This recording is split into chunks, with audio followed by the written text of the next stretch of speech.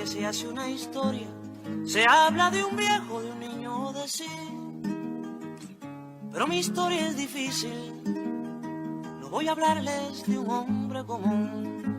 Haré la historia de un ser de otro mundo, de un animal de galaxia. Es una historia que tiene que ver con el curso de la Vía Láctea. Es una historia enterrada, es sobre un ser de la nada.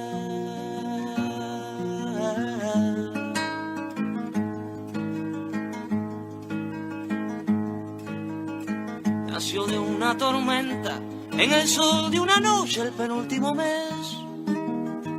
Fue de planeta en planeta, buscando agua potable. Preciosa melodía, preciosa voz, Muy, como que sí, ya sí, no sí, más sí, de sí. escucharlo te pone tierno el pecho. Claro que sí, Te claro pone que sí. tierno el pecho.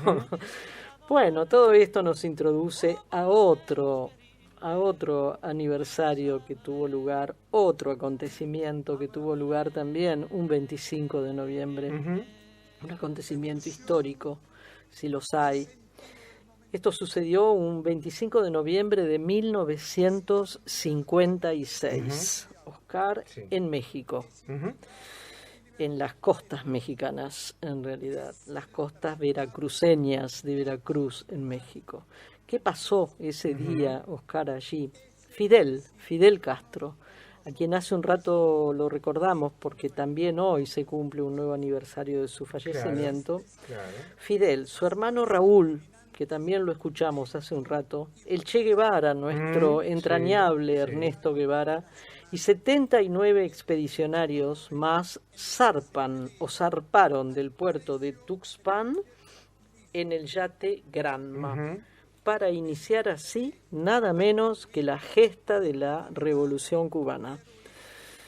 Granma es el nombre de una embarcación adquirida. Sí. Yo les conté que tuve la dicha de estar en Cuba. La última vez fue en enero del año pasado, del 20.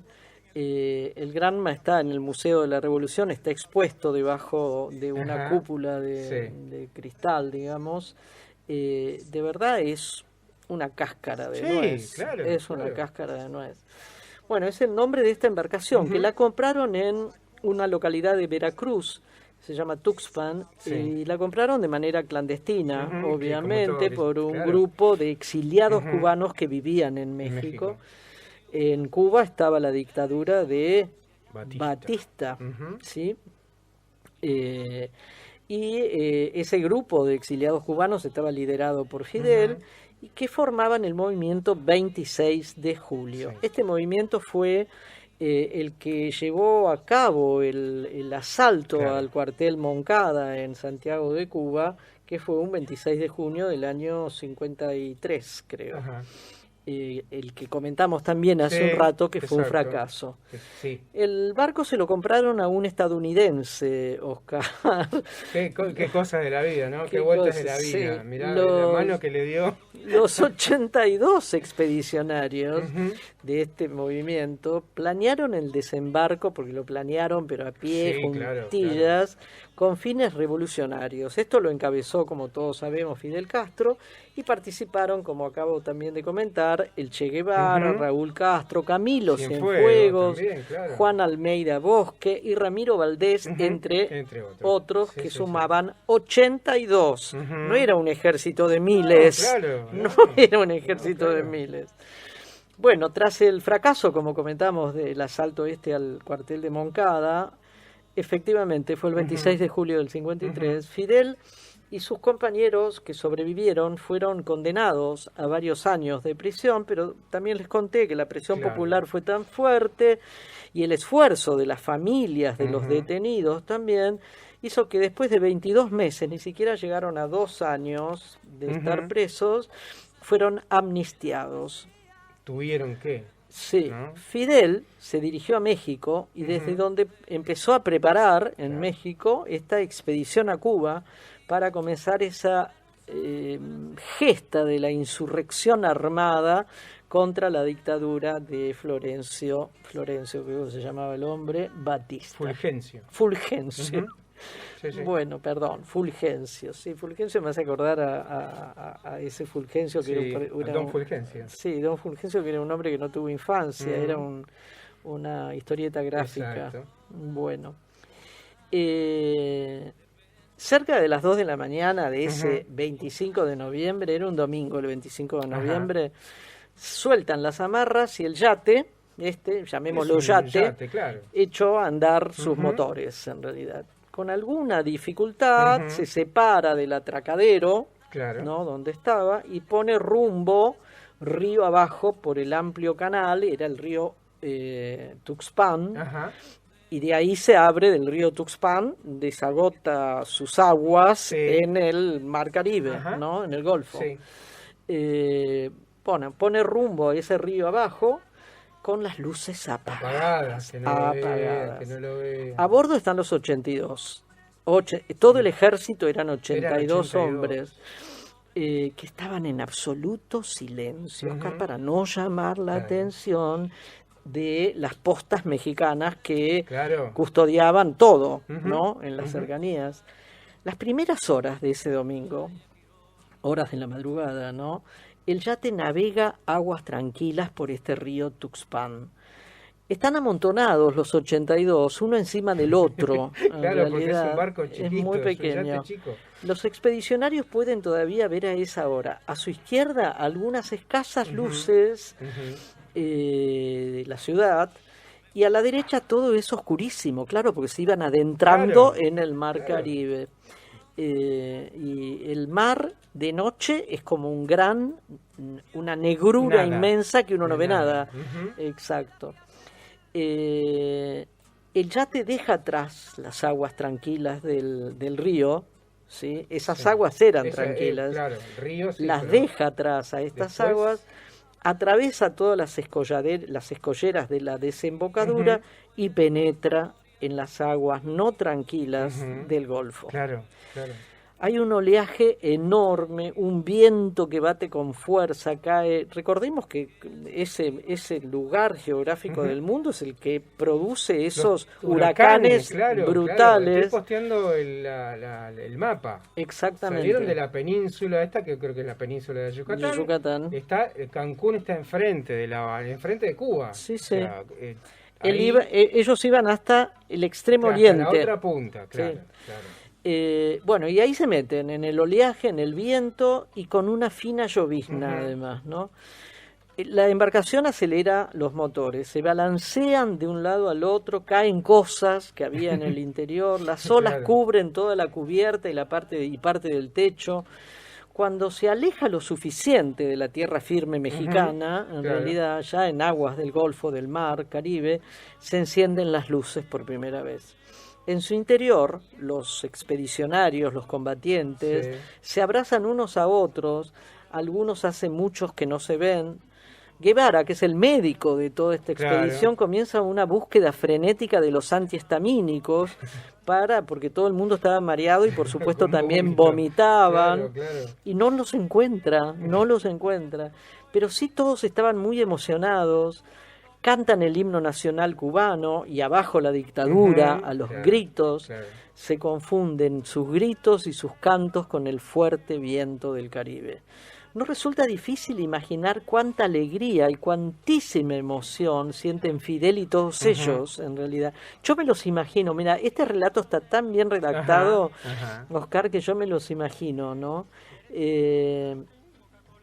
Claro, porque después de tanto tiempo que venían soñando con esto, ¿no?, y luchando por esto, hacía 3 años que lo habían intentado en el cuartel Moncada y que fracasaron. Y cuando al fin se ven a bordo de esta especie de cáscara de nuez, que era un pequeño yate, en medio de ese oleaje fatal de este lugar del mundo, avanzan decididos hacia Cuba. Y bueno, esto Fidel antes de la partida, ese 25 de noviembre, les había dicho en una especie de arenga previa, les había dicho que seremos libres o seremos mártires. Les había asegurado que esto iba a pasar, o iban a ser libres o iban a ser mártires. El mar no había vuelta atrás. No había más vuelta atrás. Para ellos ya no había más vuelta atrás. Por suerte fueron libres. El mar aguardaba a los expedicionarios con una ferocidad, ya te digo, la que uno sabe o conoce, que junto al peso del barco y a las roturas del motor, porque ya venía con algunas roturas, retrasaron la llegada que estaba prevista para el 30 de noviembre, llegaron un par de días después. Sobre el desembarco, cuando desembarcaron en el Extremo Oriente, después el Che Guevara escribía: quedamos en tierra firme, a la deriva, dando traspiés, constituyendo un ejército de sombras, de fantasmas, que caminaban como siguiendo el impulso de algún mecanismo psíquico. Imagínate cómo deben haber estado cuando llegaron a tierra firme, ¿no? Aparte de mareados, confundidos. El 2 de diciembre, entonces, de 1956, en una punta del extremo oriental, nombrada como Los Cayuelos, a 2 kilómetros de una playa que son Las Coloradas, en un pequeñísimo municipio que se llama Niquero, en la provincia del Granma, hoy se llama Granma la provincia, a las 6:50 hora local pisaron tierra cubana. La llegada de esa fuerza, que creo que uno puede decir heroica, entrenada, consciente, de una fortaleza que a veces si uno la piensa, yo cuando la pienso a mí de verdad me emociona esta gesta revolucionaria, ¿no? Porque repito, no era un ejército de miles ni de cientos, eran 82 hombres, nada más. No eran fuerzas armadas preparadas, si bien entrenaron, si bien dispararon, si bien se prepararon, pero no eran. Fidel un abogado. A eso voy, no eran de carrera militar. No eran milicos. Fidel abogado, el Che Guevara médico. Claro. Bueno, marcó el inicio de la derrota de Fulgencio Batista. Y a partir de ese momento comenzó la guerra de guerrillas, Oscar, en aquellas lomas del oriente cubano. Y en esos lugares tan apartados, la sangre y el sudor de todos estos hombres y mujeres forjaron esa revolución que tuvo su triunfo y su llegada triunfal a La Habana, porque recorrieron toda la isla en sentido contrario, aquel inolvidable 1 de enero de 1959. Y yo te lo cuento y me estoy emocionando. Sí, claro. Es que a partir no soy de ahí, rápida para eso. Está muy bien. Es que a partir de ahí muchas cosas. El peronismo tuvo influencias de la izquierda con la Revolución Cubana, el radicalismo también y muchos otros países del mundo, porque estaba el soviético, el comunismo soviético, y otra cosa que parecía muy distinta era el comunismo cubano. Y lo demostró la cantidad de años que duró el comunismo cubano, que dura con sus cambios, con todas sus cosas, a lo que duró el soviético. Mira, si hay algo que se respira en Cuba, las 2 veces que yo estuve, los otros días encontré un mail que me había mandado mi hijo hace más de 10, 15 años, cuando fue siendo muy jovencito, fue a Cuba, y que yo lo imprimí porque que él haya podido mandar un mail en aquellos entonces, ahora había muchas dificultades con internet, no quiero imaginar en aquel momento. Lo que se respira en Cuba es que la gente, los hombres, las personas son sujetos, no son personas, objetos, son objetos. Esto de lo... vos vas por las rutas, Oscar, no ves un solo cartel comercial. De publicidad, ¿no? No, hay carteles enormes de publicidad, pero de palabras del Che Guevara, de palabras de Camilo Cienfuegos, de Fidel, sus retratos, sus dibujos.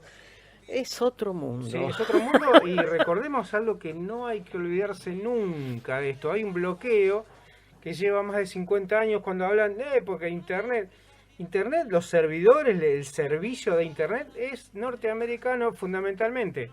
No le dejan pasar nada, salvo Rusia ahora, la Unión Soviética en su momento, y algunos otros países se apiadaron un poco y los están ayudando, lo estuvieron ayudando, lo están ayudando y lo van a seguir ayudando, por supuesto y por suerte, pero es una vida rodeada completamente de de penurias, ¿no? Hay medicamentos que... Mira, otra de las cosas. Está produciendo una vacuna contra el coronavirus, un lugar donde no le llegan las jeringas, por ejemplo. Sí, no, hay cosas, hay que sopesar muchas cosas. Es espantosísimo, espantosísimo. Sí. Bueno, hace un rato, vamos a terminar esta primera hora, hace un rato yo saludé a los dos nuevos oyentes. Bueno, nos acaban de mandar un mensaje que dicen: hola Silvia, acá los dos nuevos oyentes, Octavio y Noelia. Un abrazo muy fuerte para cada uno de ustedes y gracias. Muchas gracias. Nos vamos con un tema formalmente a esta hora. Dale. Y en eso llegó Fidel. Y en eso llegó Fidel.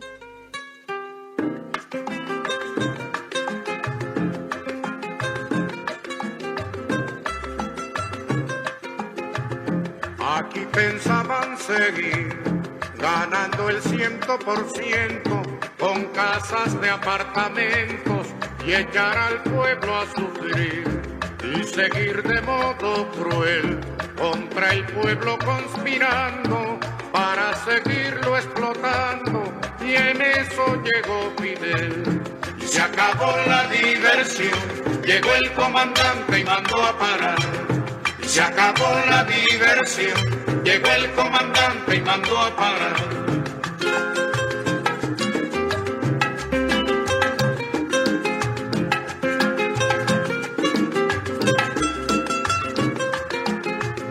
Aquí pensaban seguir tragando y tragando tierra, sin sospechar que en la sierra se alumbraba el porvenir, y seguir de modo cruel la costumbre del delito, hacer de Cuba un garito, y en eso llegó Fidel. Y se acabó la diversión, llegó el comandante y mandó a parar. Y se acabó la diversión, llegó el comandante y mandó a parar.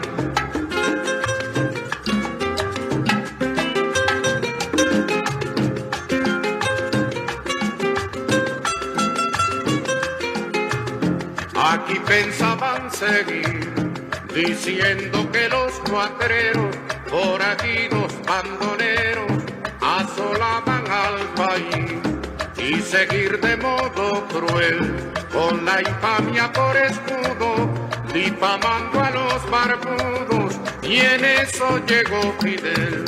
Y se acabó la diversión, llegó el comandante y mandó a parar. Y se acabó la diversión, llegó el comandante y mandó a parar.